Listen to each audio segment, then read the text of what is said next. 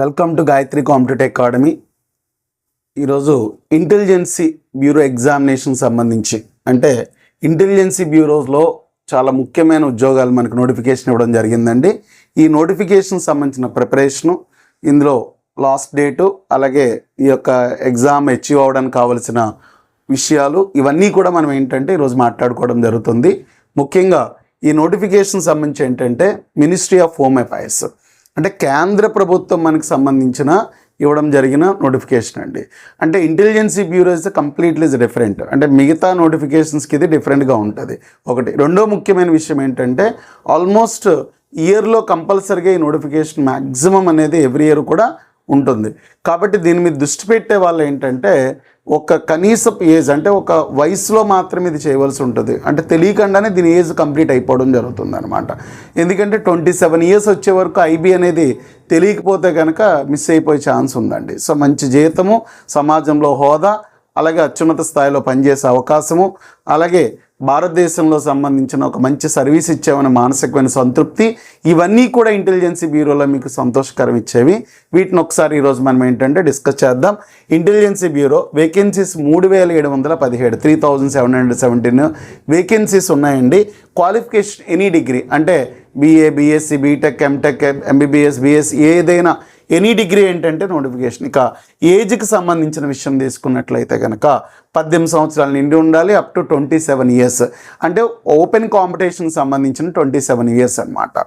ఇక మిగతా అంటే బీసీ, బీసీకి సంబంధించి, ఓబీసీకి సంబంధించిన దానికి 3 ఇయర్స్ మనకి ఎక్స్టెండ్ అంటే 27, 28, 29, 30 అంటే 30 ఇయర్స్ వచ్చే వరకు కూడా మనకి ఏంటంటే ఈ ఓబీసీ, ఈడబ్ల్యూఎస్ పెట్టుకోవడానికి అవకాశం ఉంటుందండి.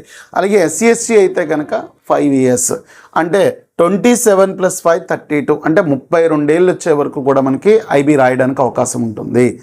ఓకే, నెక్స్ట్ అలాగే మనకి డైవర్స్ కానీ విడో కానీ, డైవర్స్ ఉమెన్ కానీ విడో కానీ 35 ఇయర్స్ ఉండడం జరిగింది. ఎస్సీ ఎస్టీలో డైవర్స్ కానీ ఉమెన్కి సంబంధించి కానీ డైవర్స్ ఆర్ విడో కానీ అయితే కనుక 40 ఇయర్స్ దాకా ఛాన్స్ ఉందండి. చాలా ముఖ్యమైన విషయం. ఇక మేజర్గా ఏంటంటే ఎగ్జామ్ ఫీజు అవి కూడా మనకి డిఫరెంట్ కేటగిరీ 650, 550 లాగా డిఫరెంట్ ఉన్నాయి. అయితే ఇక్కడ ఎగ్జామ్ డేట్ ఇంకా ఇవ్వలేదు.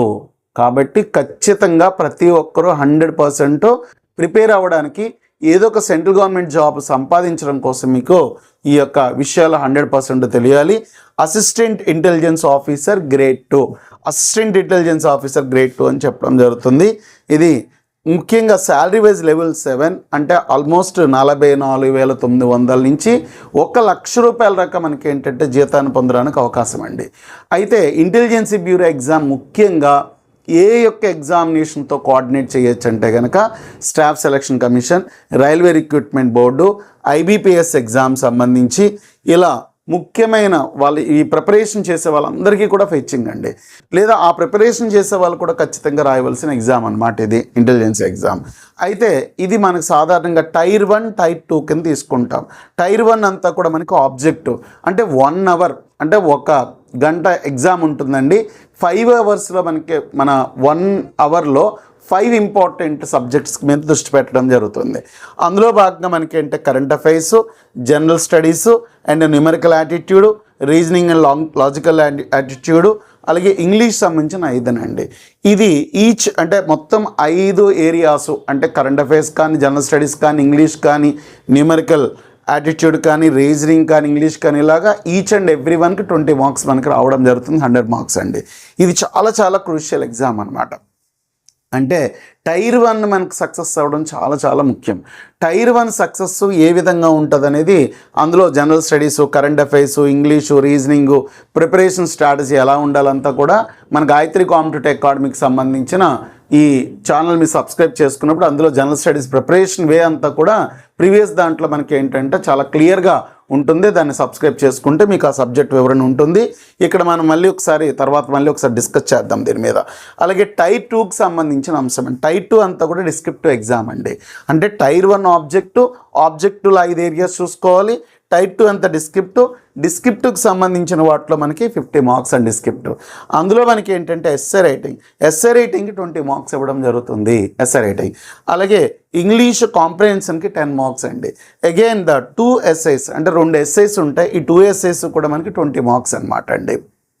అయితే ఈ 2 ఎస్సైస్ కూడా current issues, economical, social, political అంటే సోషల్, పొలిటికల్, ఎకనామికల్ ఆస్పెక్ట్స్ అన్నిటినీ కూడా కలిపే మీకు ఈ జనరల్ ఎస్సైస్ కింద రావడం జరుగుతుంది మెయిన్స్లో. అంటే కంప్లీట్ డిస్క్రిప్టివ్కి రెడీ అవ్వాలన్నప్పుడు జనరల్ స్టడీస్, కరెంట్ అఫైర్స్ చదివేటప్పుడు ఎనలైటికల్గా లేటెస్ట్గా వస్తున్న కరెంట్ ఇష్యూస్ని ఆధారంగా మీరు ఏంటంటే ప్రిపరేషన్ చేయవలసి ఉంటుందండి.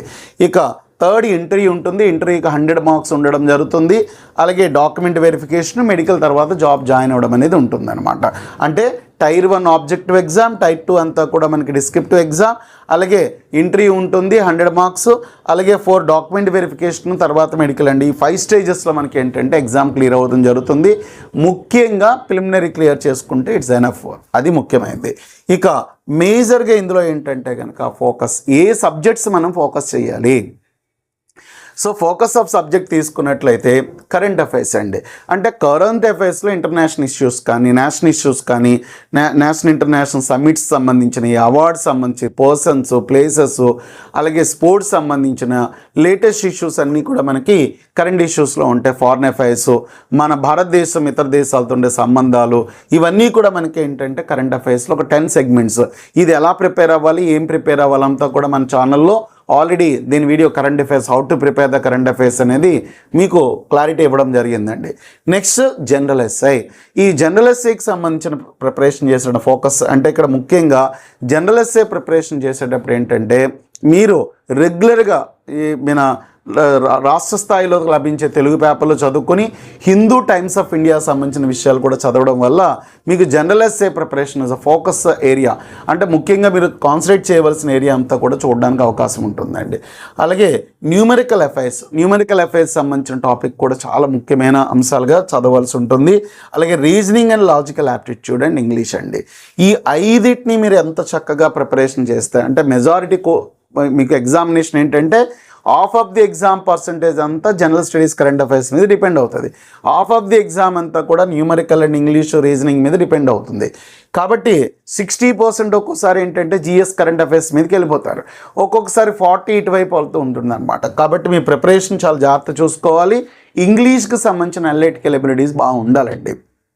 అంటే ఇక్కడ మీరు ఇంగ్లీష్ వైజ్ వచ్చేసరికి ఏంటంటే ఎడిటోరియల్ కాలమ్స్, అలాగే జనరల్ ఎస్ఐకి సంబంధించిన టాపిక్ సంబంధించినవి మీకు, ఇంకా దీంట్లో ఏంటంటే కనుక ఆర్టికల్స్, లేటెస్ట్గా జరుగుతున్న ఇష్యూస్ అన్నిటినీ కూడా ఇంగ్లీష్లో అనలిటికల్గా రాయడం, ఆ యొక్క లేటెస్ట్ ఇష్యూస్ అంటే సోషల్ మీడియాకు సంబంధించిన ప్రాబ్లమ్స్ కానీ, టెర్రరిజం యాక్టివిటీస్ కానీ, సైబర్ క్రైమ్ కానీ, టెర్రరిస్ట్ యాక్టివిటీస్, బోర్డర్ ఇష్యూస్, ఇలా దేశంలో జరుగుతున్న ముఖ్యమైన ఆపరేషన్ సింధు, ఇలాంటి లేటెస్ట్ ఇంపార్టెంట్ టాపిక్స్ మీదే మీకు జనరల్ ఎస్సే టాపిక్స్ ఎక్కువగా రావడం జరుగుతుంది అనమాట.